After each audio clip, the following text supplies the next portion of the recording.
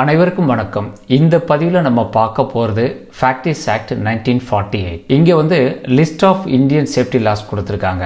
அதாவது இண்டஸ்ட்ரி சம்பந்தப்பட்ட பாதுகாப்பு சட்டங்கள் என்னென்ன இருக்குது அப்படின்றது கொடுத்துருக்காங்க. கிட்டத்தட்ட ஒரு 27 சட்டங்கள் இருக்கிறது. உங்கள் இண்டஸ்ட்ரியை பொறுத்த வரைக்கும் இந்த லிஸ்ட்டில் எல்லாமே அப்ளை ஆகும்னு சொல்ல முடியாது. மினிமமாக ஒரு 10 to 15 உங்களுக்கு அப்ளை ஆகலாம். இந்த லிஸ்ட் பார்த்தீங்கன்னாக்கா நேஷனல் சேஃப்டி கவுன்சில் இந்தியா அதோடைய வெப்சைட்டில் இருக்குது. தேவைப்படுறவங்க டவுன்லோட் பண்ணிக்கலாம். இந்த லிஸ்ட்டில் இருக்க சட்டங்களை பொறுமையாக படிங்க. 2020 பார்த்தீங்கன்னாக்கா government occupational safety health and working conditions code 2020 கொண்டு வந்தாங்க. இதனுடைய முக்கியமான நோக்கம் என்ன அப்படின்னாக்கா, நிறையா லாஸு ரூல்ஸு எல்லாமே இருக்குது. அது எல்லாத்தையும் ஒருங்கிணைத்து எளிமைப்படுத்தணும் அப்படின்ற நோக்கத்தில் இதை கொண்டு வந்தாங்க. மெயினாக பார்த்தீங்கன்னாக்கா ஆக்குபேஷனல் அண்ட் ஹெல்த்து மற்றும் ஒர்க்கிங் கண்டிஷன்ஸ் மேம்படுத்துறதுக்காக இந்த லா கொண்டு வந்தாங்க. இது 2020 கொண்டு வந்தாலுமே இம்ப்ளிமெண்டேஷன் கொஞ்சம் லேட் ஆகிட்டுருக்கு. கொரோனானால லேட் ஆகிட்டுருக்குன்னு நினைக்கிறேன். கூடிய சீக்கிரம் இது நம்மளுடைய ஸ்டேட்லேயும் இம்ப்ளிமெண்ட் ஆகிடுங்க.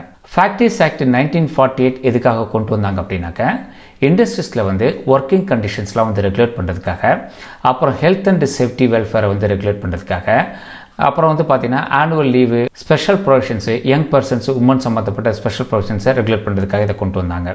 இந்த ஆக்ட் பார்த்தீங்கன்னாக்கா 11 சாப்டர் இருக்கும், 120 ரூல்ஸ் இருக்கும், அப்புறம் 3 ஷெட்யூல் இருக்கும். நல்லா ஒன்று புரிஞ்சுக்கணும், ஆக்டுக்கும் ரூலுக்கும் வித்தியாசம் இருக்குது. பார்லிமெண்ட் எனாக்ட் பண்ணக்கூடியதான் ஆக்டு. அதை ஒட்டி ஒவ்வொரு ஸ்டேட் கவர்மெண்ட்டும் பண்ணக்கூடியது தான் ரூல்ஸுங்க. இப்போ இந்த ஃபேக்ட்ரிஸ் ஆக்ட் 1948 பார்த்தீங்க அப்படின்னாக்கா ஈக்குவலண்ட்டாக தமிழ்நாட்டில் தமிழ்நாடு ஃபேக்ட்ரிஸ் ரூல்ஸ் 1915 சொல்லிட்டு இருக்கும்.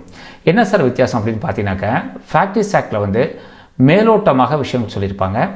ஸ்டேட் ஃபேக்ட்ரிஸ் ரூல்ஸை டீப்பாக சொல்லியிருப்பாங்க. ஒரு எக்ஸாம்பிள் எடுத்திங்கனாக்கா, factories act 1948 section 40B safety officer 1000 பேத்துக்கு மேலே ஒரு கம்பெனியில் பணியாளர்கள் ஒர்க் பண்ணாக்க வைக்கணும் அப்படின்னு சொல்லி கொடுத்துருப்பாங்க. ஃபேக்ட்ரிஸ் ரூல்ஸ் எடுத்துட்டீங்கன்னாக்கா அந்த சேஃப்டி ஆஃபீஸரோட குவாலிஃபிகேஷனாக இருக்கணும், அவருடைய சேஃப்டி குவாலிஃபிகேஷனாக இருக்கணும், எத்தனை வருஷம் எக்ஸ்பீரியன்ஸ் இருக்கணும், அவரோட டியூட்டி கடமைகள்லாம் என்ன அப்படின்றது தெளிவாக கொடுத்துருப்பாங்க. இங்கே நம்ம பார்க்க போகிறது ஃபேக்ட்ரிஸ் ஆக்ட் 1948 மட்டும்தான். ஃபேக்ட்ரிஸ் ரூல்ஸ் இப்போ நம்ம பார்க்க போகிறது கிடையாது. அது பின்னாடி சந்தர்ப்பம் கிடைக்கும் போது பார்க்கலாங்க. ஏற்கனவே சொன்னோம், இந்த ஆக்டில் பார்த்தீங்கன்னாக்கா 11 சாப்டர் இருக்குது. பட் இந்த ஆக்டை டீட்டெயிலாக விவரிச்சோம்னாக்கா கிட்டத்தட்ட ஒரு 3-4 நாள் நம்ம விவரிக்கலாம். நம்ம இங்கே பார்க்க போகிறது சேஃப்டி அண்ட் ஹெல்த் சம்மந்தப்பட்ட குறிப்பிட்ட சாப்டர்ஸு. அதுலேயும் மிக சுருக்கமாக தான் நம்ம பார்க்க போகிறோம். இந்த சாப்டரில் பார்த்தீங்கன்னா சாப்டர் 1 நமக்கு முக்கியம். ஏன்னா டெஃபினேஷன்ஸ் இதில் தான் கொடுத்துருப்பாங்க. ஆக்குபையர் டியூட்டிஸ் என்னன்னு சொல்லி கொடுத்துருப்பாங்க. சாப்டர் 3 ஹெல்த்தை பற்றி கொடுத்துருப்பாங்க. சாப்டர் 4 சேஃப்டி கொடுத்துருப்பாங்க. அப்புறம் சாப்டர் 11 சப்ளிமெண்டல், அதுலேயும் கொஞ்சம் பார்க்கலாங்க. சாப்டர் 1 முதல்ல ஃபேக்ட்ரினா என்னன்னு சொல்லி கொடுத்துருக்காங்க. இது நிறைய பேருக்கு இந்த கன்ஃபியூஷன் இருக்கும். அதாவது ஃபேக்ட்ரினா தான் இந்த ஃபேக்ட்ரிஸ் ஆக்ட் அப்ளை ஆகும். ஃபேக்ட்ரி இல்லைனாக்கா இந்த ஃபேக்ட்ரிஸ் ஆக்ட் அப்ளை ஆகாது. ஃபேக்ட்ரின்றதுக்கு என்ன டெஃபினேஷன் பார்க்கலாம். ஒரு இடத்துல 10 அல்லது அதற்கு மேற்பட்ட நபர்கள் ஒர்க் பண்ணிட்டு இருக்காங்க. மேனுஃபேக்சரிங் ப்ராசஸ் நடக்குது with the aid of power, அதாவது எலக்ட்ரிசிட்டியை யூஸ் பண்ணி பண்ணுறாங்க அப்படின்னாக்க அது பேர் ஃபேக்ட்ரி. எலக்ட்ரிசிட்டி இல்லாமல் ஒரு 20 பேர் மேனுஃபேக்சர் ப்ராசஸ் பண்ணாக்க அதுவும் ஃபேக்ட்ரின்ற கணக்கில் வருங்க. மேனுஃபேக்சரிங் ப்ராசஸ்னால் என்ன அப்படின்றது ஒரு டீட்டெயிலான டெஃபினேஷன் இங்கே கொடுத்துருக்காங்க. அடுத்தது பார்த்தீங்கன்னாக்க ஆக்குபையர். ஆக்குபையர்ன்றது யார் அப்படின்னாக்க, ஒரு கம்பெனியை பொறுத்த வரைக்கும் அல்டிமேட் கண்ட்ரோல் யாருக்கு இருக்கோ, நார்மலாக பார்த்தீங்கன்னாக்கா ஒரு டைரக்டரு, ஒரு மேனேஜிங் டைரக்டரு, இந்த மாதிரி நிலைமையில் இருக்கவங்க தான் ஆக்குபையராக இருப்பாங்க. ஓனரு, ப்ராப்பர்ட்டரு, இவங்க எல்லாமே ஆக்குபையருங்க. மேனேஜர் அப்படின்றது பார்த்தீங்கன்னாக்கா ஒரு பிளான்ட்டில் அப்பாயிண்ட் பண்ணக்கூடிய சுப்பீரியர் பர்சன் தான் மேனேஜர். நார்மலாக பார்த்தீங்கன்னாக்கா plant head, unit head, plant general manager, இவங்களாம் மேனேஜர் வருவாங்க. நல்லா புரிஞ்சுக்கோங்க, ஒரு கம்பெனிக்கு 4-5 ஃபேக்ட்ரிஸ் இருக்குது அப்படின்னாக்க அந்த கம்பெனியோட ஒன் ஆஃப் த டைரக்டர் ஆக்குபையராக இருப்பார். ஒவ்வொரு ஃபேக்ட்ரியோட பிளான்ட் மேனேஜரு இல்லை யூனிட் ஹெட் மேனேஜராக இருப்பாங்க. இது ரெண்டுமே லீகலி டிஃபைன்டு டெஃபினேஷன்ஸுங்க. இப்போ கம்பெனிக்கு ஒரு நோட்டீஸ் ஆக்ட் படி கொடுக்குறாங்க அப்படின்னாக்க இவங்க 2 பேத்துக்கு தான் கொடுப்பாங்க.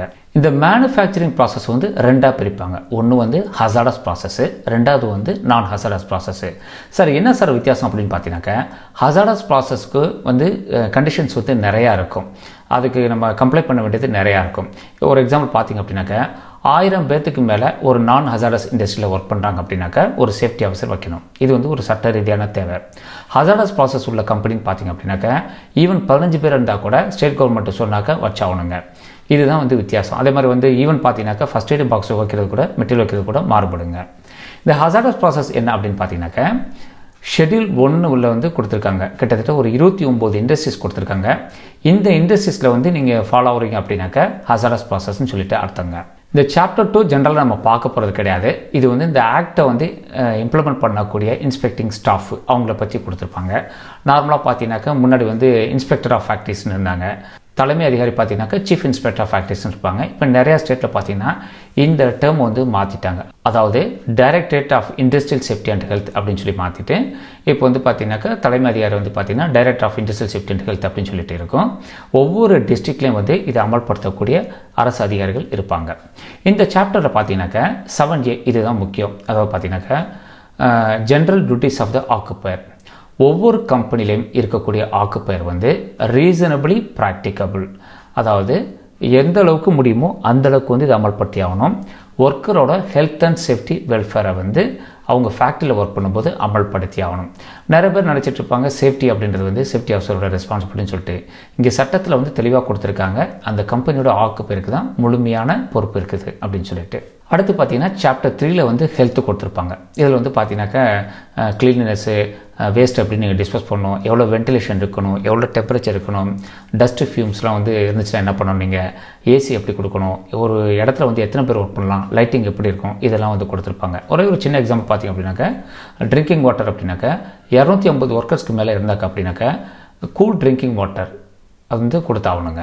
சாப்டர் 4 வந்து பார்த்தீங்கன்னாக்கா ரொம்ப முக்கியம். இதில் வந்து fencing of machinery, work on or near machinery motion, அப்புறம் வந்து பார்த்தீங்கன்னாக்கா செல்ஃப் ஆக்டிங் மிஷின்ஸு நிறைய அதில் கொடுத்துருக்காங்க. முக்கியமானது பார்த்தீங்கன்னாக்கா ரூல் வந்து 28 ஹாய்ஸ்ட் அண்ட் லிஃப்ட்ஸு. இப்போ பார்த்தீங்கன்னாக்கா ஹாய்ஸ்ட் அண்ட் லிஃப்ட்ஸ் வந்து நல்ல கண்டிஷனில் இருக்கணும். ஒரு காம்பிட்டன்ட் பர்சன் வந்து ஒவ்வொரு 6 மாதத்துக்கும் அதை செக் பண்ணியிருக்கணும். ஒரு ரெஜிஸ்டர் ஒன்று மெயின்டைன் பண்ணணும், என்னென்ன வந்து எக்ஸாமினேஷன்ஸ் பண்ணாங்க அப்படின்னு சொல்லிட்டு. இது வந்து சட்ட ரீதியான ஒரு தேவைங்க. அடுத்தது பார்த்தீங்கன்னாக்கா ரூல் நம்பர் 29 லிஃப்டிங் மெஷின்ஸு. இது வந்து நல்ல நிலைமையில் இருக்கணுங்க. அப்புறம் வந்து பார்த்தீங்கன்னாக்கா முன்னாடி நம்ம பார்த்தது 6 மாதத்துக்கு ஒரு தடவை காம்பிட்டன்ட் பர்சன் வந்து செக் பண்ணணும்னு சொல்லி கொடுத்துருந்தாங்க. இங்கே வந்து பார்த்தீங்க அப்படின்னாக்கா வருஷத்துக்கு ஒரு தடவை வந்து காம்பிட்டன்ட் பர்சன் செக் பண்ணி அந்த ரெஜிஸ்டர் வந்து மெயின்டைன் பண்ண சொல்லி கொடுத்துருக்காங்க. அடுத்தது பார்த்தீங்கன்னாக்கா ரூல் நம்பர் 31 ப்ரெஷர் பிளான்ட்டு.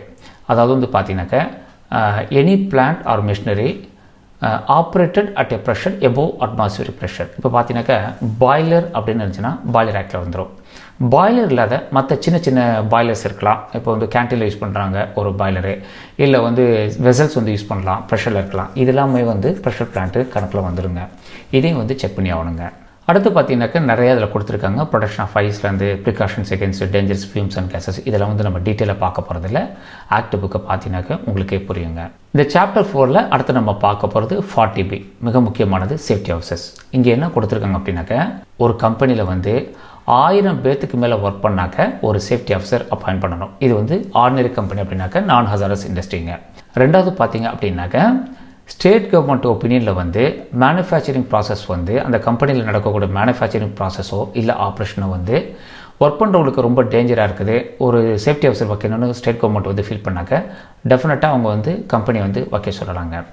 இப்போ இன்னொரு கேள்வி வரும், சார் இப்போ வந்து 1000 பேர்த்துக்கு மேலே இருந்தால் ஒரு சேஃப்டி ஆஃபீஸர் வைக்கலாம்னு சொல்கிறீங்க, 3000 பேர்த்துக்கு மேலே இருந்தாக்கா என்ன சார் பண்ணணும் அப்படின்னாக்க இதில் வந்து கணக்கு கொடுத்துருக்காங்க. 1000 பேர்த்துலேருந்து 2000 பேர் வரைக்கும் ஒரு சேஃப்டி ஆஃபீஸர், அதுக்கு மேலே பார்த்தீங்கன்னாக்கா நார்மலாக வந்து 2000 பேர்த்துக்கு ஒரு சேஃப்டி ஆஃபீஸர் வைக்கிறாப்புல இருக்கும். இது வந்து டீட்டெயிலாக தனி ஒரு ஜிஓவே இருக்குங்க. அடுத்தது பார்த்தீங்கன்னாக்கா ரூல் நம்பர் 41 வந்து கொடுத்துருக்காங்க.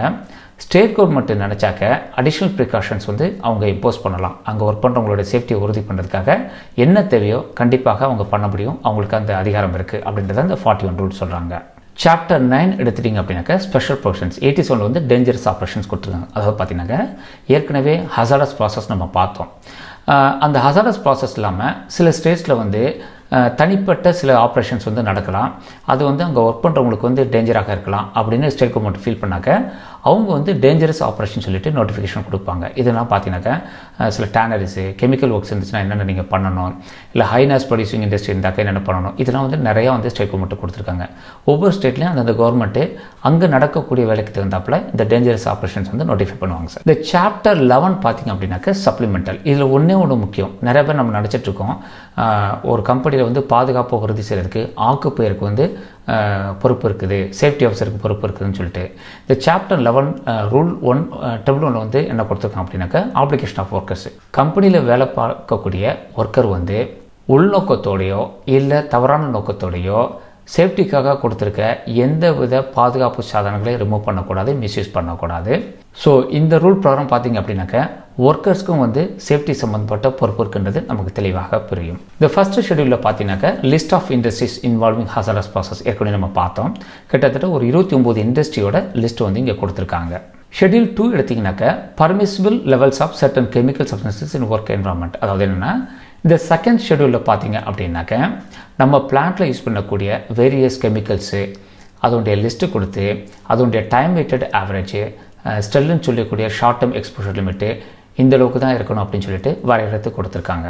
தேர்ட் ஷெடியூல் பார்த்தீங்கன்னாக்க ஆக்குபேஷனல் ஹெல்த் டிசீசஸ் என்னென்ன மாதிரி வரும் அப்படின்றத கொடுத்துருக்காங்க. இங்கே நோட்டிஃபை பண்ணியிருக்கிறது எல்லாமே வந்து நோட்டிஃபைபிள் டிசீசஸ். இந்த மாதிரி வந்து உங்கள் கம்பெனியில் யாரும் வந்து பாதிக்கப்பட்டாக்க சட்ட ரீதியாக நம்ம வந்து தெரிவிச்சாகணுங்க. இது வரைக்கும் நம்ம பார்த்தது வந்து ஃபேக்ட்ரிஸ் ஆக்ட் 1942 பற்றி ஒரு சின்ன ஓவர்வியூ மட்டும்தான். இந்த புக்கை வந்து படித்தா தான் உங்களுக்கு வந்து தெளிவாக புரியும். நன்றி, வணக்கம்.